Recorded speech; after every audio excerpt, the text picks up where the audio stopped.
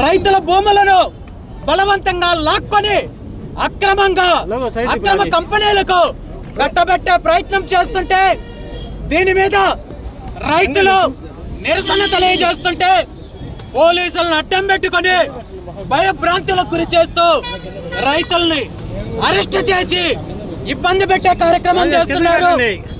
ఈ రోజు నెల్లూరు జిల్లా కందుకూరు నియోజకవర్గం ములవపాడు మండలం గరేడు గ్రామంలో సుమారు 8,300 ఎకరాల రైతుల పంటలు పండించే భూమిని అక్రమంగా బలవంతంగా ఇండోసోల్ అనే కంపెనీకి ప్రభుత్వం కట్టబెట్టడానికి ప్రయత్నం చేసింది.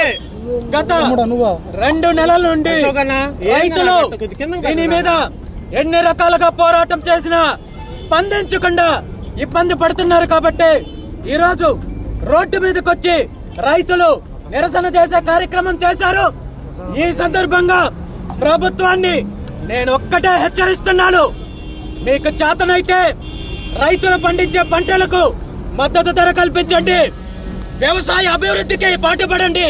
అంతేగాని రైతుల భూములని దోపిడీ చేస్తామంటే ఊరుకునేది లేదు, మీకు తగిన గుణపాఠం చెప్తామని చెప్పి ఈ సందర్భంగా తెలియజేస్తూ ఈ రోజు నెల్లూరు జిల్లా సబ్ కలెక్టర్ గారు రైతుల దగ్గరకు వచ్చి మీకు న్యాయం చేస్తాను, ఈ నిర్ణయాన్ని వెనక్కి తీసుకునే బాధ్యత నాది అని చెప్పి తీసుకున్నారు. కాబట్టి తాత్కాలికంగా ఈ ఆందోళనను విరమించుకుంటున్నాము.